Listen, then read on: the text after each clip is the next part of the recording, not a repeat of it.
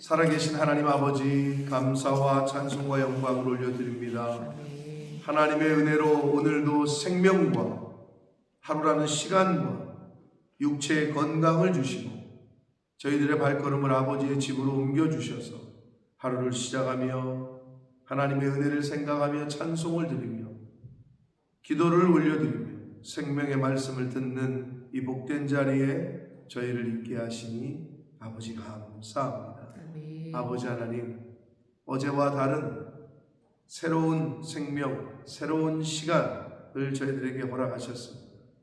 오늘 주시는 말씀을 또 가슴에 잘 새기고 오늘 한 날을 살아갈 때 육체를 따라 사는 자 되지 말게 하시고 하나님의 약속의 말씀을 따라 사는 자가 되도록 성령 하나님 임마누엘로 함께해 주옵소서. 이 시간 말씀을 듣겠사오니 말씀하여 주옵소서.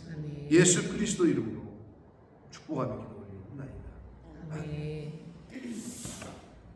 사도 바울이 갈라디아 성도들과의 관계가 어떠했는지를 어제 말씀을 통해서 우리가 봤습니다. 눈이라도 빼어 주었을 것이다. 사도 바울은 갈라디아 교회 성도들에게 를 향한 확신에 찬 그 말을 어제 했어요. 그 자신과 갈라디아 교회 성도들과의 관계 자체가, 그런 마음을 품고 있는 것 자체가 바로 복임을 어제 말씀을 통해서 또한 우리에게 알려주셨습니다. 그러면서 갈라디아 교회 성도들이 복음 아래 있지 아니하고 다시금 초등학문과 같은 율법 아래, 즉 어린아이 시절로 돌아가려고 하는 것에 대한 안타까움을 전하면서 해산하는 수고를 내가 하더라도 내가 너희 속에 그리스도의 형상이 이루기까지 내가 노력하겠다. 이런 말씀을 어제 말씀을 통해서 했습니다.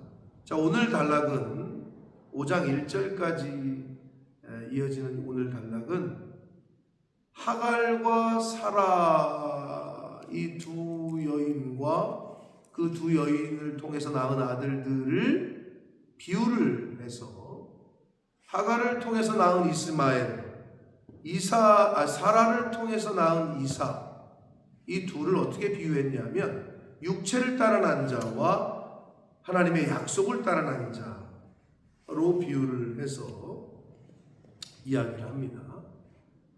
자, 아브라함과 사라가 하나님께서 약속하신 때를 기다리지 못하고 이 아내 사라가 자신의 방법대로 현실적인 선택을 하죠. 자기는 지금 나이도 많이 늙었고 그러니 내 여종을 통해서 기업을 잇자. 그래서 하갈을 아브라함에게 주었고, 아브라함은 아무리 여자가 그렇게 얘기를 하더라도 무슨 소리냐, 하나님이 약속하셨으니 그때를 기다려야 된다 하지 않고 또 넙죽 아내의 제안을 받아들여서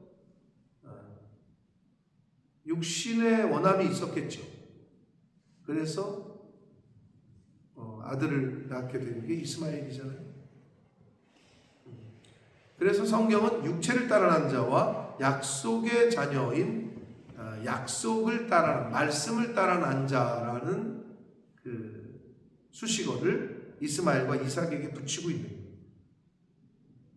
근데 그거를 아주 율법과 하나님의 약속의 관계성 속에서 아주 비유로 풍자적으로 잘 설명을 해주고 있는 게 오늘 단락이에요. 어려운 것 같지만 어렵지 않습니다. 21절 봅니다. 내게 말하라. 율법 아래에 있고자 하는 자들아. 갈라디아 교회 성도들 중에 율법주의로 돌아가려고 하는 사람들을 대하여 너희가 율법을 듣지 못하였느냐? 기록된 바 창세기 16장 15절의 말씀을 인용하면서 아브라함에게 두 아들이 있으니 하나는 여종에게서, 그렇죠, 하갈을 통해서, 하나는 자유 있는 여자에게서 났다. 하갈을 통한 이스마엘, 부인을 통한 사라를 통한 이삭을 얘기하는 거죠. 자, 거기까지는 다 이해하셨을 거고. 23절 여종에게서는 육체를 따라 낳고 자유 있는 여자에게서는 약속으로 말미암았다. 아브라함의 두 아들이 각각 하갈과 사라에게서 출생한 사실을 제시하면서 왜 자유 있는 여자하고 하갈은 그럼 뭐예요? 그 당시 신분이 자유가 없죠. 노예였죠. 몸종이었단 말이에요. 그래서 그렇게 비유를 대조를 하는 거예요. 지금 하갈에게서는 육체를 따라 난 것이고 사라 즉 자유 있는 여자에게서는 약속으로 말미암았다. 하나님께서 약속하셨으니까. 근데 이것은 비유다라고 하면 설명을 하셔요. 이것은 비유니 이 여자들은 두 언약이라. 하나는 신의 산으로부터 종을 낳은 자니 곧 하갈이라. 신의 산으로부터라는 말이 뭘까요? 신의 산하면 뭐예요? 모세 율법 10계명을 어디서 받았어요? 신의 산이잖아요. 그러니까 신의 산 하면은 모세 즉 율법의 대명사인 거죠. 그래서 율법으로부터 종을 낳은 거다. 그러니까 율법을 지켜야 한다라는 사람들의 그 비유를 지금 드는 거예요. 율법 아래에 있고자 하는 자들, 율법주의를 강조하는 사람들에게 이 비유를 드는 거예요. 그래서 이 하갈은 아라비아에 있는 신의 산으로 지금 있는 예루살렘과 같은 곳이니 그랬잖아요. 그러면 지금 있는 예루살렘 지리적으로 이 지상의 예루살렘과 26절에 나오는 오직 위에 있는 예루살렘은 이래요. 그러니까 25절에 있는 지리적인 예루살렘과 같은 곳이다. 이 말은 이 땅에 있는 예루살렘을 의미하는 거고 지상의 예루살렘. 그 같은 곳이니 그가 그 자녀들과 더불어 종노릇하고.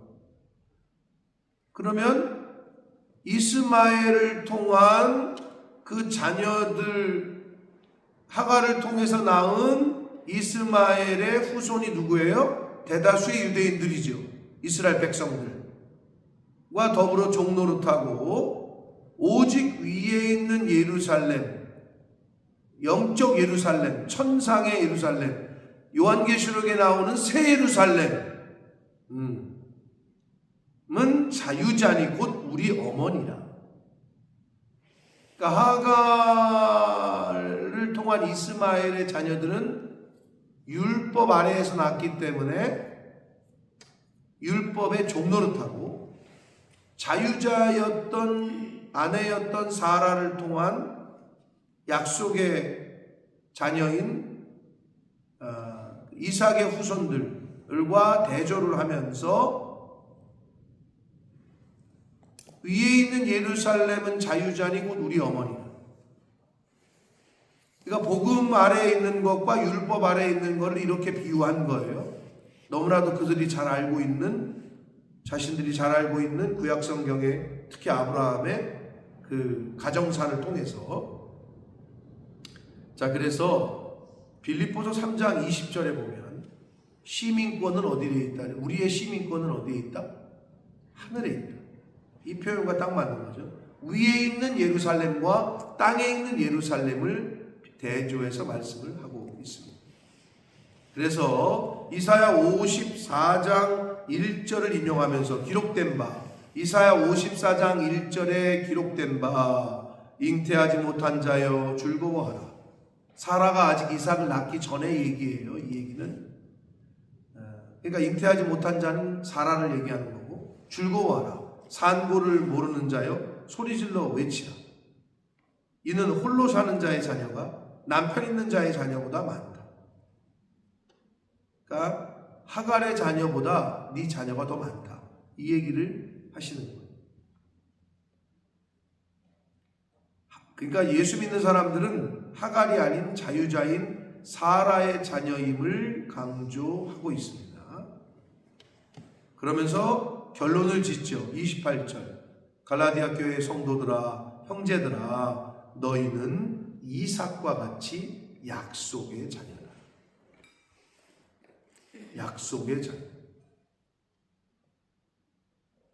육체를 따라 난 자의 후손이 아니라 우리는 하나님의 약속의 말씀을 따르는 약속의 자녀다 라고 갈라디아 교회 성도들에게 이야기를 하고 있어요.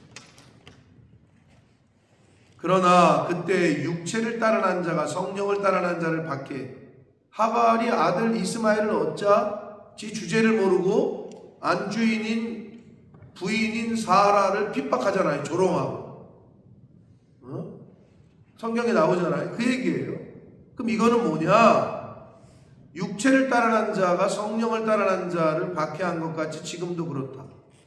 이거는 성도가 천국에 가기까지는 많은 환난을 겪는다는 것을 교훈하고 있는 거예요. 박해를 받아요. 어려움을 당하고.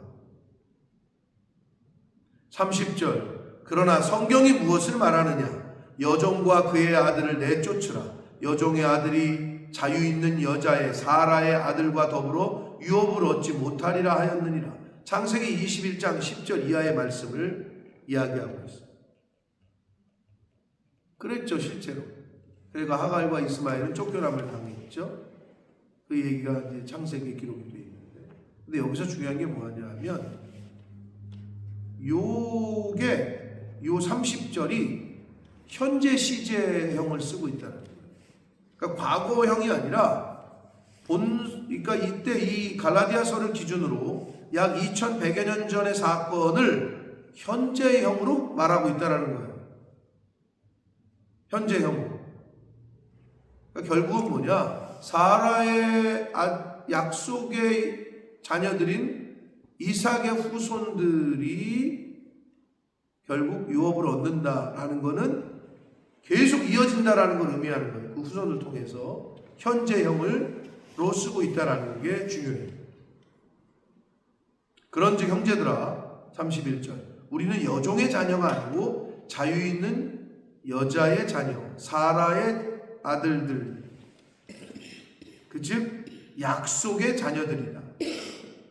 이 말은 인간의 행위가 아닌 하나님의 약속을 의지하는 자가 하나님의 자녀가 됨을 비유적으로 얘기를 하는 거죠. 왜? 하갈을 통한 이스마엘은 육체를 따라 난 거고 하나님이 약속하셨던 자녀는 사라를 통해서 이삭이었잖아요. 이 두 가지를 비유하면서 복음과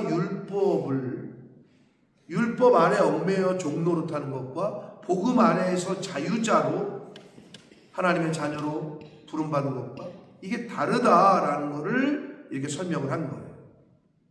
그러면서 방점을 찍습니다. 5장 1절 그리스도께서 우리를 자유롭게 하시려고 자유를 주셨으니 그러므로 굳건하게 서서 다시는 종의 멍에를 매지 말라. 전적인 은혜, 조건 없는 은혜를 통한 하나님의 자녀가 되는 권세를 주셨는데 왜 너희들이 다시 율법 아래에서 종노릇하려고 하느냐 이거죠. 그러니까 율법주의자들이 말하는 것이 어떤 의미에서는 인간의 상식과 어떤 그 로직으로는 그렇지 법을 지켜야 이걸 이렇게 해야 당연히 될 것 같은데 왠지 믿음을 통한 구원은 약간 추상적이고 뜬구름 잡는 것 같고 그래서 이단들이 우리나라에서 이단 영업이 성업하는 이유가 인간에게 기본적으로 그런 게 있는 거죠. 이거 지켜 이거 네가 해야 그래야 이런 성과가 있다. 직장에서도 그러잖아요. 성과주의. 이거 안 하면 잘리고 이거 안 하면 승진하고. 그게 로직이라면 인간이 그게 있단 말이에요. 그러니까 이단들은 이거 해와야 된다는 거예요. 그러니까 이걸 또 그대로 한단 말이에요. 그러니까 인간의 본성에 율법 아래에 있는 게 더 편한가 봐. 약간 종노릇하는 게 편한가 봐. 자유를 주면 어떻게 할지 모르는 것 같아. 그래서 이단업이 성업하는 건가 라는 생각도 해봅니다만은 우리가 얻은 자유는 예수 그리스도의 그 희생, 제가 수요 모임 때 어제도 제가 청년들에게 그런 얘기를 했습니다. 그러니까 이게 예수 그리스도의 죽음이 인간에게, 우리 인류에게 끼쳐지는 게 너무 먼 얘기잖아요. 근데 제가 그랬어요.